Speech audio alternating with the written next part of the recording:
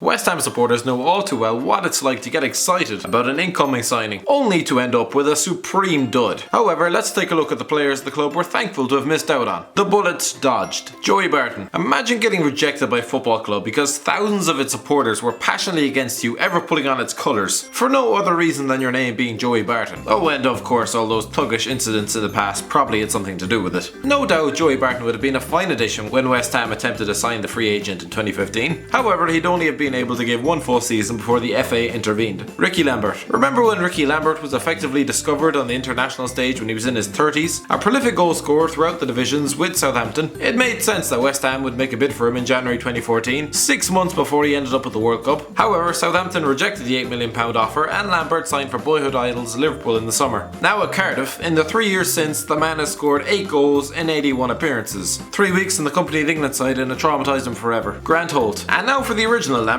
Grant Holt. Except he never played for England or in the Champions League. He just looked like a lad whose post-match meal consisted of the drive-thru at KFC. The much-travelled centre-forward has been everywhere from Workington to Hibernian, but it could have been him and not Andy Carroll, spearheading the line at Upton Park in 2012. West Ham made 3 bids for the Norwich striker, but were unable to strike a deal. Within a couple of years, he'd be struggling to stay relevant at Wigan Athletic in League One. Connor Wickham. Connor Wickham hasn't really done anything in his career other than score a few goals during one of Sunderland's patented great escapes and make everyone wonder how he managed to fool a football club into paying £9 million for his services. Wickham is a 24-year-old striker who can't score goals. He's managed 48 in 219 appearances and looks like yet another expensive mistake by Crystal Palace. Wickham almost joined Sam Allardyce at West Ham in the summer of 2014, but the Hammers and Sunderland couldn't agree a fee. Ross McCormack. Ross McCormack is a man who spent the last 5 years getting linked with Premier League clubs every 5 minutes. Now he looks like he's about to wind down his career in the bottom half of the Championship, and that's if he's lucky. The £12 million Aston Villa striker didn't last long with Steve Bruce, with malfunctioning gates and a forgetfulness where the back of the net was, seeing him shipped off to Nottingham Forest on loan. In January 2014, West Ham saw a £3.5 million bid rejected by Leeds United.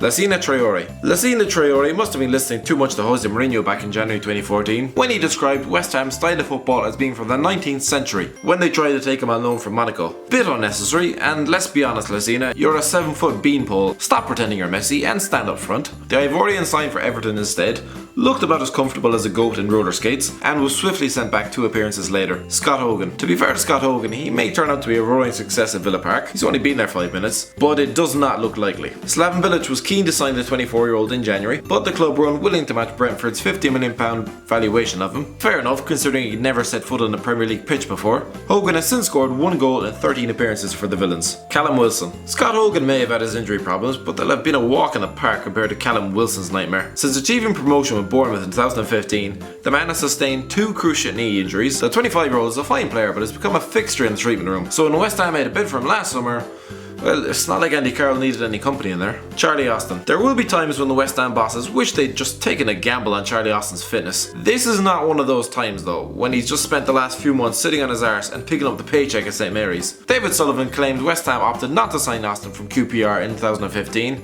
as he had a dodgy knee. Hasn't stopped him before. Austin ended up at Southampton instead, but lo and behold, injuries have restricted him to just 19 top flight appearances and 7 league goals. So maybe this is just one of the rare occasions that David actually had a point.